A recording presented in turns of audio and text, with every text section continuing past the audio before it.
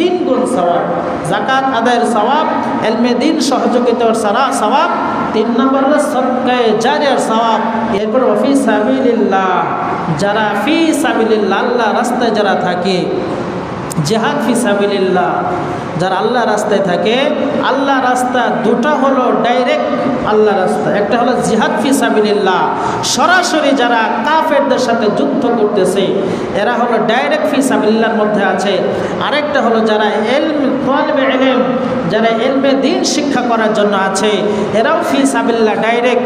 এছাড়া আরও যত যেগুলো আল্লাহ রাস্তা আছে এগুলো ইনডাইরেক্ট। যারা দ্বীন ইলম, ইলমে দ্বীন চর্চা করার জন্য যারা লিল্লাহ বোর্ডিং যুক্ত যে সমস্ত শিক্ষা প্রতিষ্ঠান আছে, লিল্লাহ ফান্ড যেখানে আছে, লিল্লাহ বোর্ডিং যেখানে আছে, যে দ্বীনি শিক্ষা প্রতিষ্ঠানে, ওই সমস্ত জায়গায় যারা ইসলাম নিয়ে চিন্তা করে, যারা ইলমে দ্বীন শিক্ষা করে, এরা হলো ফি সাবিলিল্লাহ। এদেরকে দেওয়া দ্বিগুণ সওয়াব। এক হলো আমার যাকাত আদায় হবে, দ্বিতীয় হলো ইলমে দ্বীন সহযোগিতা করার সওয়াব হবে, 3 নম্বর হলে সদকায়ে জারিয়া, এরা যতদিন পর্যন্ত অন্যান্য মানুষদেরকে শিক্ষা দিতে থাকবে তার সওয়াব আমার আমল নামায় আসতে থাকবে। তাহলে কত?